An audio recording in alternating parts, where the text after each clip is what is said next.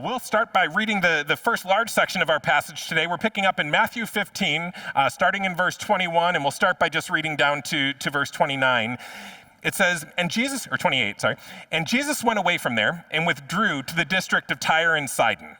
And behold, a Canaanite woman from that region came out and was crying, "Have mercy on me, O Lord, Son of David. My daughter is severely oppressed by a demon."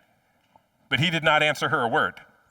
And his disciples came and begged him, saying, "Send her away, for she is crying out after us." He answered, "I was sent only to the lost sheep of the house of Israel." But she came and knelt before him, saying, "Lord, help me." And he answered, "It's not right to take the children's bread and throw it to the dogs." She said, "Yes, Lord, yet even the dogs eat the crumbs that fall from their master's table." Then Jesus answered her, "O woman, great is your faith. Be it done for you as you desire." And her daughter was healed instantly. So this is one of the more interesting and confusing interactions that anybody has with Jesus in all of the gospel accounts. When you first read it, depending on what tone you read into it, this can bring up all kinds of questions about what Jesus is like, how he interacts with people, how we think about him, really important questions for us in our daily lives as we try to walk with him and follow him. And so we'll walk through it piece by piece to set the stage here. Jesus has been teaching and doing miracles all over the place. He's doing miracles not as tricks to impress people, but as ways of showing what his kingdom is like. He's healing people who need healing. He's feeding people who need feeding. He's doing miracles that people desperately need. Now, as a result, there's all kinds of new attention that's been drawn to Jesus. And so crowds are showing up. People are showing up by the thousands as he does these miracles and he teaches. And some of the crowds are even starting to get the wrong idea, and they think that the right thing to do would be to make Jesus king by force. So Jesus, throughout this time, keeps withdrawing, keeps trying to get away from that, keeps trying to let those crowds cool off. But anywhere he goes, anywhere he withdraws to, more people just come with more needs, wanting more healings, wanting to talk to Jesus. And so to start this passage off, they withdraw really far away. In verse 21, it says they went to Tyre and Sidon. And those are cities in modern-day Lebanon, outside of Israel. This is one of Jesus' rare trips into Gentile territory. The Gospel of Mark tells this same story with some other details, and he says in Mark 7:24 that Jesus was staying at a house and he didn't want anyone to know that he was staying there. So they're trying to hide out, probably trying to get some rest after all their ministry to the crowds, and they haven't been able to get rest in these last couple of chapters, and they're trying not to draw any more attention to him right now. But even up in Lebanon, Jesus couldn't be hidden.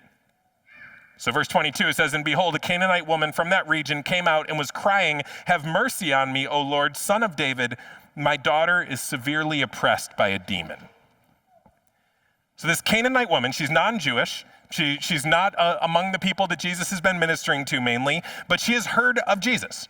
She has some idea who he is. She calls him the Son of David, which was the label that was given to the Jewish Messiah who would come and reign from David's throne as God had promised. She had definitely heard about the kind of healings that Jesus had been doing for the Jews, and so she goes to Jesus with this urgent need. She says that her daughter is severely oppressed by a demon. Literally in the original, it's her daughter is miserably demonized. We don't know what the symptoms of this are, but it's bad. And Matthew doesn't tell us the daughter's age, but the Gospel of Mark says that she is a little child. So the whole setting here is Jesus is off in a foreign country, Gentile territory, but there's a desperate mother with a little child that is miserably demonized, and she can't fix what's wrong with her. So she hears Jesus is in town. She's heard of his wonders. She knows that she's not Jewish and might not be a candidate for his ministry, but she also knows that he might be gracious and merciful. So she gives it a shot, and she goes to Jesus begging. And by the way, there are a number of occasions in the Gospels where moms and dads go to Jesus begging for a miracle for their child, and Jesus responds. In Matthew chapter 9, Jairus, the synagogue leader, asked Jesus to come and heal his daughter. In John 4, a royal official begs Jesus to heal his son. We'll see in a couple chapters in Matthew 17, a dad brings his demon-possessed son to Jesus for healing. And here, this Canaanite woman brings her daughter to Jesus. And Jesus, again and again and again, responds to the pleas of parents for their kids. So that's just some hope to keep praying for your kids. In history, St. Augustine, who was a pastor whose writings and work continue to influence probably all Western Christians today, wasn't always the pastor whose writing and work was influencing Christians. In fact, he was a guy who had wandered from the faith completely. He wrote a book called Confessions of St. Augustine, where he described his life of learning false philosophies, of being sucked into the world's way of thinking, of giving into all kinds of temptation, including a long-term affair that he had that gave him a child out of wedlock. The world around him had captured his heart.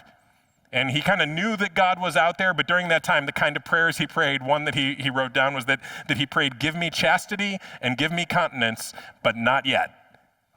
So he was not eager to be following the Lord. But meanwhile, his mother, Monica, prayed for him constantly. She was distraught over her son, and so she went in tears to ask her bishop, Ambrose, to also pray for him, and that bishop famously told her, "The child of those tears shall not perish." And I'm sure it seemed like many years of the silence of God, but then eventually he was drawn by the Lord, moved more by the faith of his mother than he was tempted by everything that the world had to offer him. And shortly before her death, she was able to witness the baptism of her son. So parents, keep praying. Keep praying. Jesus does respond to the prayers of parents for their kids. And so this Canaanite woman here, she's not just walking up to the desk and asking for some help, she is crying out. And in the original, the tense indicates that she just keeps shouting this. So Jesus is walking and she's yelling, "Please, Son of David, have mercy. My child has a demon. Please come help." She's yelling and crying and wailing for him to take pity on her and heal her daughter, and she won't give up. And then Jesus' response to her starts strange, and it gets stranger. So verse 23, it says, "But he did not answer her a word. And his disciples came and begged him, saying, 'Send her away, for she is crying out after us.'" So here she is crying out, and Jesus responds with silence, with no answer at all. And that's weird. I mean, if someone is yelling at you, you almost have to respond to the things that they're saying. And it's not characteristic of Jesus at all to not respond to somebody who comes up to him. It seems like almost every time, if someone comes to him begging for something, he's on the case, he's ministering to them. So what's going on with this silence? Why is he not responding to her pleas? We don't see a lot of that in Jesus in the gospel narratives, but the truth is, any of us who've been walking with Jesus for a while, we have experienced this. The times where we feel desperate, we're begging him for some answer, and it seems like we're just getting silence. We're not getting a yes, we're not getting a no, we're just getting nothing. And I don't know why. I don't know why Jesus goes so long without answering this woman in this account. I don't know why Jesus often goes so long before answering us. But I do know from the rest of the story that he's good and his purposes always get carried out. And not only that, but he experienced that same silence of God. From the cross, he prayed out, my God, why have you forsaken me?" And so we don't know sometimes why God is being silent, but we also know that he does understand it. Jesus entered right into that suffering with us. We don't always know what the purpose is in those times of God's silence, but we do know that he always has a purpose and he is always good. And so for a while here, we're not sure how long, Jesus is silent, he's not responding to her, and now she's going after the disciples. She thinks, if I can't wear down Jesus, I can at least wear down these other guys to get an answer from Jesus. So she's yelling at the disciples, and so they go up to him and they're like, "Jesus, you're not answering her, but she is not giving up. She keeps yelling at us. We're here on vacation, trying to sleep in the hammock, and she's screaming about her daughter. Why can't we get anything done here?" Now she's going to do all this. She's going to keep yelling. She's going to draw more attention. We're going to have another big crowd to deal with. So they say literally, dismiss her. Send her away. And that term, send her away or send them away or dismiss, comes up 3 times in the passage that we're going through today, and I'll show you why that's important in a little while. But these disciples are not saying to Jesus, just give her this miracle. They're saying, just get rid of her. Get rid of her, tell her no, tell her to go away.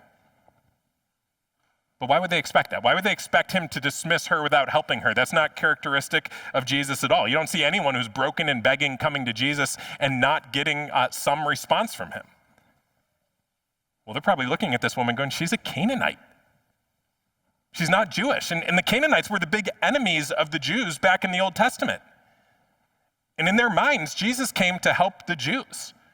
Jesus came to help the Jews overthrow their enemies, so why would he help one of the enemies? Just send her away, dismiss her. And then Jesus, continuing to get weirder in his responses, in verse 24, it says, he answered, I was sent only to the lost sheep of the house of Israel.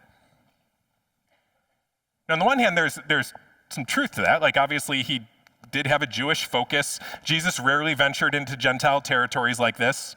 He never takes the big missions trip like the Apostle Paul takes later. Jesus doesn't go to like Athens or Rome or someplace that you might go if you're trying to reach the Gentiles. His ministry was primarily among the Jews. He was the Jewish Messiah. He was supposed to come to save God's people from their sins. And their expectation was that he would come, he would save the Jews by overthrowing Rome, overthrowing their enemies, establishing their power, establishing them in righteousness, leading them to repentance, establishing justice in Israel, and then that would be a blessing to the nations, almost like with a trickle-down effect, where he'll bless Israel, and if Israel's really blessed, then some of the nations will get some of the effects of that because he's ruling and reigning in righteousness from Jerusalem. But in their minds, he would minister to the Jews, he would start with the Jews, and that work clearly wasn't done yet. There was still so much work to do among them. So Jesus says to them, I was sent only to the lost sheep of the house of Israel. And so now what's weird about this is he says that, but we know where this story is going. He ends up giving her the miracle that she's begging for. So why does he do that? Why would he say, I was sent only to the Jews, and then provide healing for this enemy of the Jews? It seems like his actions don't match his words here. In fact, pretty soon you'll see that his actions for the rest of this chapter seem to fly in the face of that statement that he was sent only to the lost sheep of the house of Israel. So what's going on here? Well, he's setting this whole thing up to show his disciples that they don't really understand yet who he is or what his mission is. And so the way that he speaks here, if I could just make an analogy, imagine that today, before the game, a sideline reporter approaches Josh Allen with a provocative statement to get him to respond to it, and she asks him, Josh, you always end up losing in the playoffs, and then puts the mic in his face. You'll like the end of this, I promise.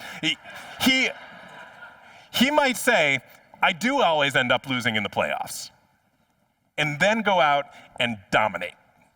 Like get a huge win and provide an almost shocking contrast between what people think about him as the one who only loses in the playoffs and how he performs on the field. So here's hoping.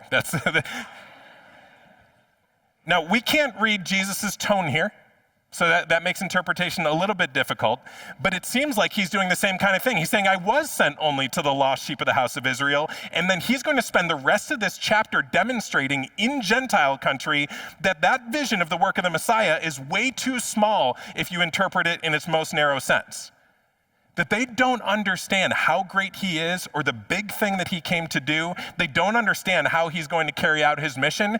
And so he almost frames the whole thing by saying, yeah, I was sent only to the lost sheep of the house of Israel, and then spends the rest of this chapter just pounding out miracles among the Gentiles. And so maybe one of the things that Jesus is doing here with this silence is he's giving his disciples a little bit of time to think that they're right in their conclusion that Jesus would never respond to this Canaanite, to set up the shock for when he does respond to her and give her the miracle that she's after. These guys still have a lot to learn about Jesus and what he came to do. And this whole account is like a teaching opportunity for Jesus and an opportunity to show his grace to this woman. So verse 25, she's been screaming and crying, and then verse 25, but she came and knelt before him saying, Lord, help me. So before this, she's been loud, she's been persistent, and now she's not yelling from a distance, but she comes right up to him, kneels down, and doesn't shout, but says this 3-word prayer, Lord, help me. She doesn't bring some persuasive case for why he should. She doesn't barter, there's no offer of payment. There's no claim from her that she earned this or that she deserves it. There's just exasperation, exhaustion, brokenness, poverty of spirit. She's been crying and crying, and now with no more crying left, she just says, Lord, help me. She's just a desperate mom, and he's the only one that she can turn to. And now if Jesus did what Jesus normally did, you would expect, okay, now's the miracle. Now's where he gives the answer. But it gets stranger still. Verse 26, it says, and he answered, it is not right to take the children's bread and throw it to the dogs. Eesh.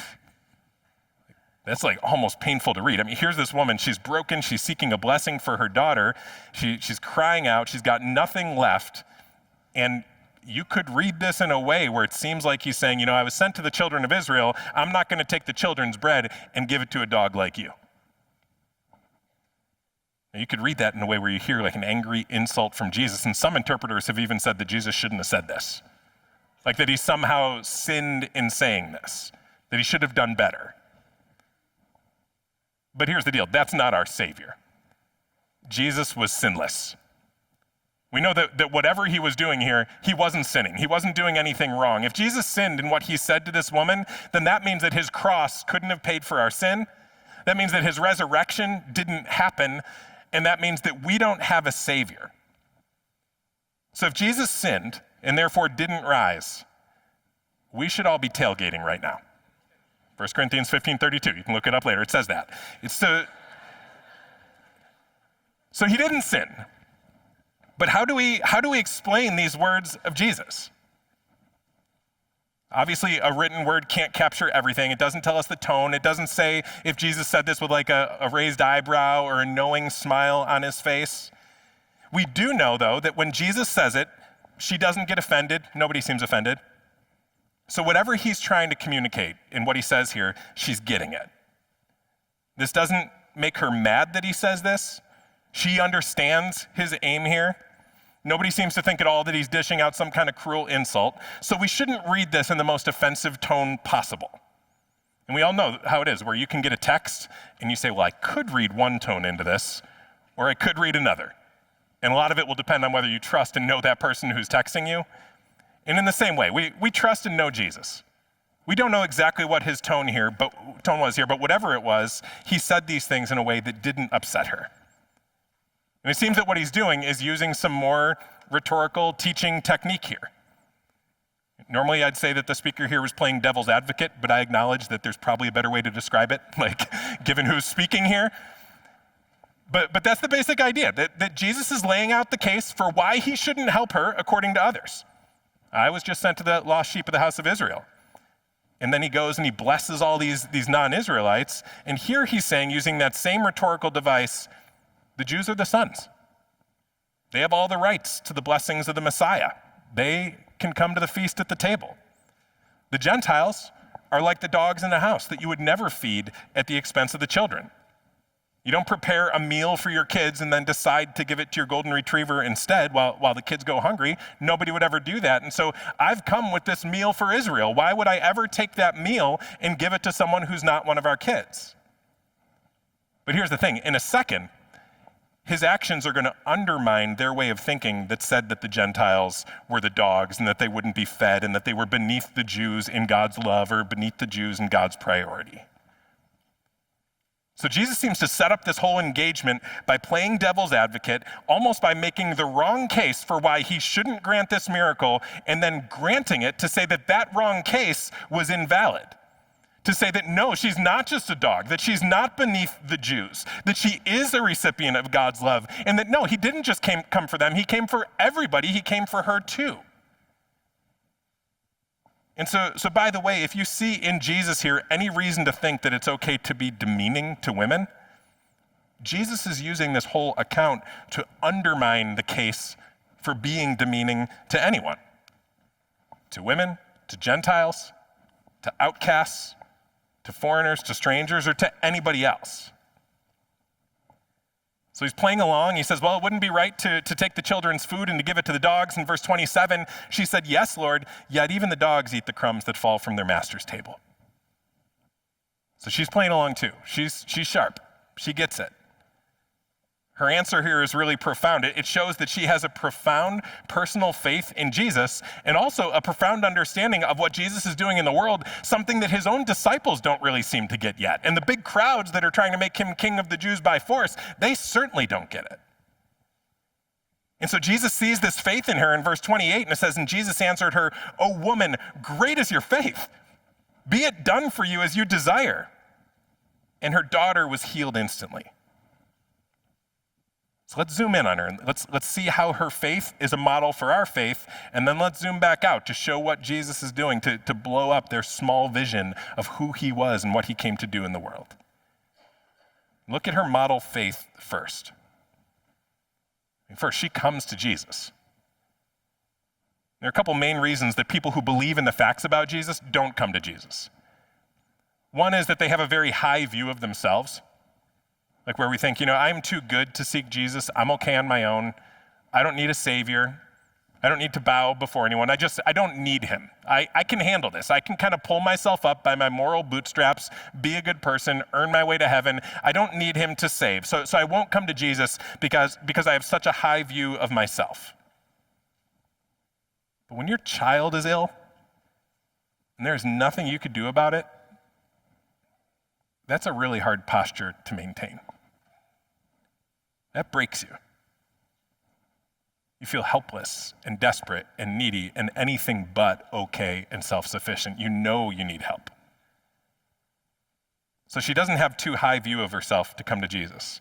But also there's the opposite temptation, which is to say, well, I couldn't seek Jesus because I'm too bad. I'm too sinful.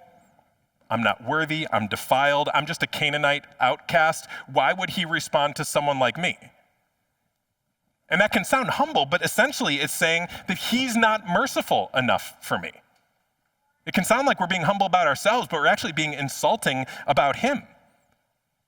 And neither one of those would be the correct posture. Neither one of those honors God. God is dishonored by arrogant self-sufficiency that denies our dependence on him. And he's dishonored by someone who believes that he isn't merciful and kind enough to reach down to someone like me. Because that would actually be a belief that his cross isn't enough for someone as bad as I am. So this woman doesn't have a high view of herself that kept her from Jesus. There was no sense in her of, I've got this, I don't need him. But she also didn't allow her low view of herself to keep her from Jesus because she knew that he was merciful. Now, as she approaches him, she doesn't appeal to her rights. She doesn't say, I deserve this. She doesn't say, I'm good enough, I'm smart enough, and doggone it, you should bless me.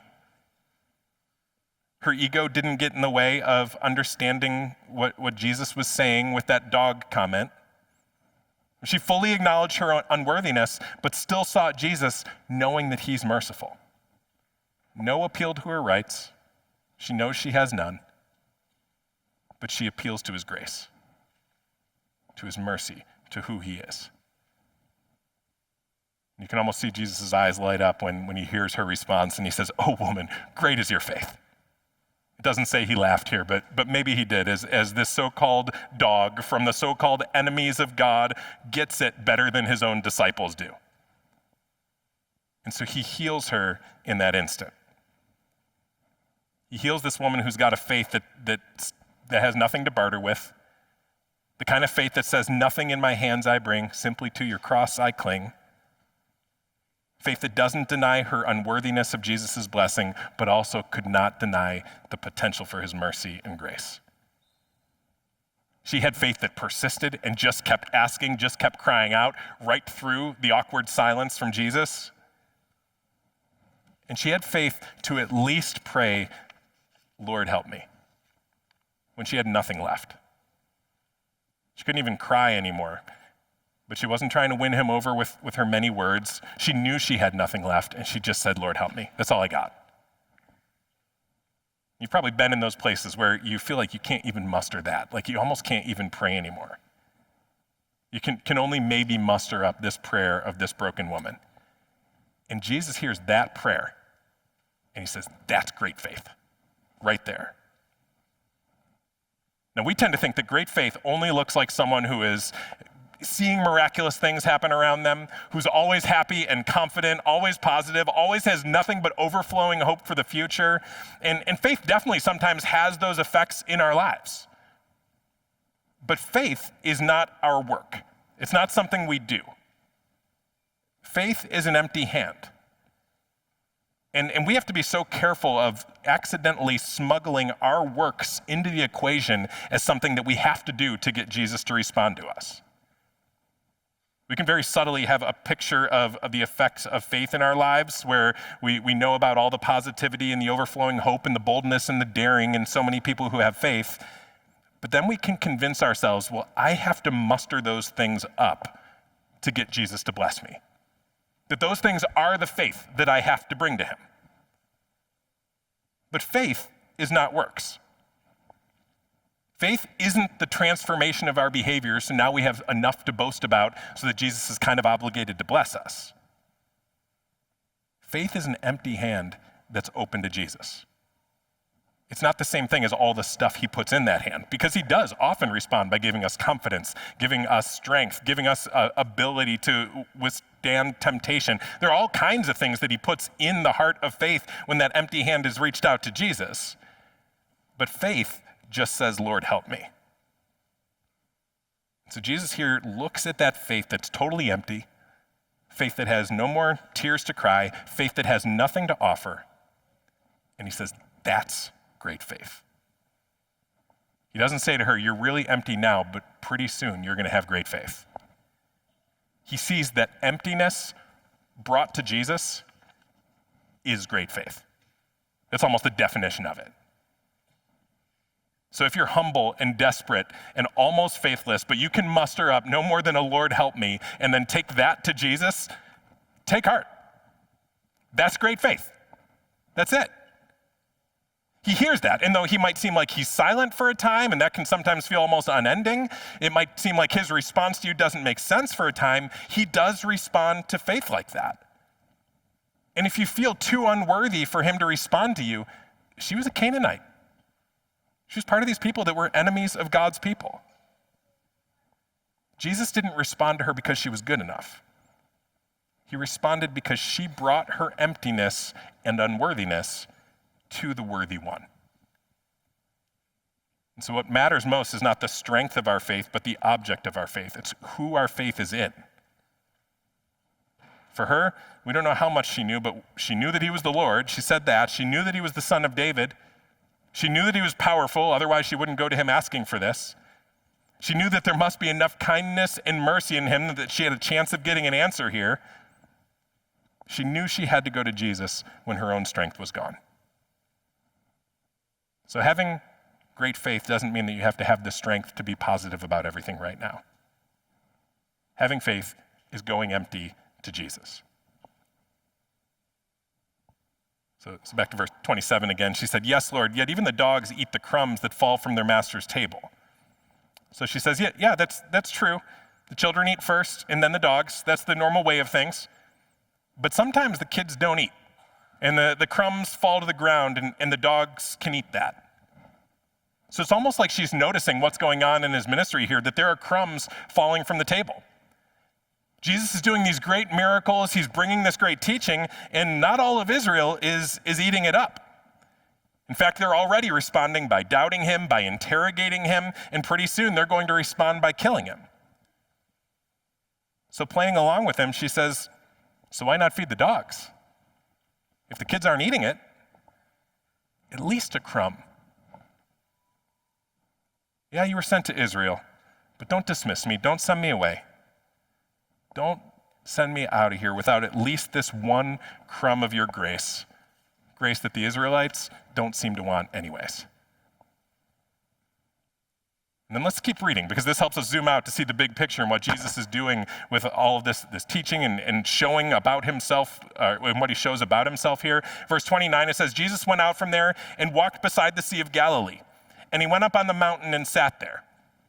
Now, Mark's gospel is a little more specific here. It says that the area that Jesus goes to next is specifically the Decapolis, which is still Gentile country on the east side of the Sea of Galilee. So he's still in Gentile territory here. I think that's an important detail. And then verse 30, it says, and great crowds came to him.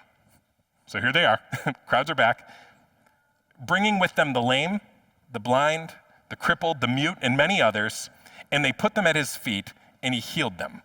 So that the crowd wondered when they saw the mute speaking and the crippled healthy, the lame walking and the blind seeing, and they glorified the God of Israel. So this means that what Jesus did for that non-Jewish Canaanite woman was not just a one-off. It wasn't an exception to the rule.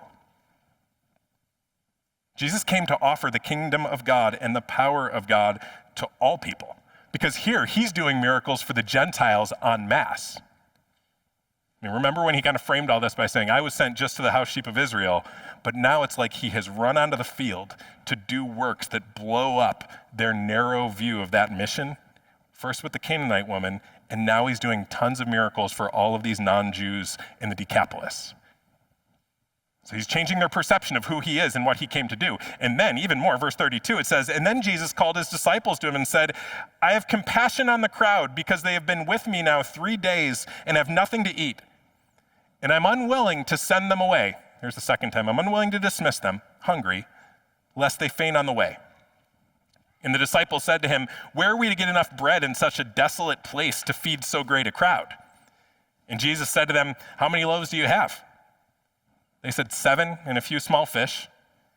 And directing the crowd to sit on the ground, he took the 7 loaves and the fish, and having given thanks, he broke them and gave them to the disciples, and the disciples gave them to the crowds. And they all ate and were satisfied.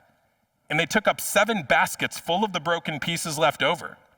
Those who ate were 4,000 men, besides women and children. And after sending away the crowds, he got into the boat and went to the region of Magadan. Now, first you read this, and this can feel repetitive. Like, didn't he just do this? Or didn't we already go through this passage? Didn't this already happen? But that was in the previous chapter. That was the feeding of the 5,000. This is the feeding of the 4,000.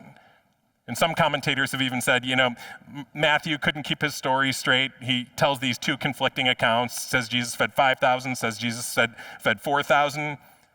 But actually, Matthew has a deliberate point here. When Jesus fed the 5,000, that was in Jewish country. And now he goes and does essentially the same miracle in Gentile country. So it's supposed to be repetitive. He's showing that he's repeating the same thing, that what he came to do for the Jews, he also came to do for the Gentiles. These aren't like 2 versions of the same conflicting account. These are 2 separate accounts showing that Jesus went to the Jews and went and multiplied the loaves there, and here he is doing the same thing for the Gentiles. We have this Canaanite woman, she cries out to Jesus. The disciples say, dismiss her, send her away. Jesus looks at the crowds and he says, I'm unwilling to dismiss these crowds because I have compassion on them. And then at the very end of this passage in verse 39, finally, he sent away the crowds, he dismissed them. But only after their bellies were full and there was tons left over. They all ate, they were all satisfied. And it was way more than a crumb. He was willing to send them away, but only after he had filled them up every bit as much as he had filled up the Jews.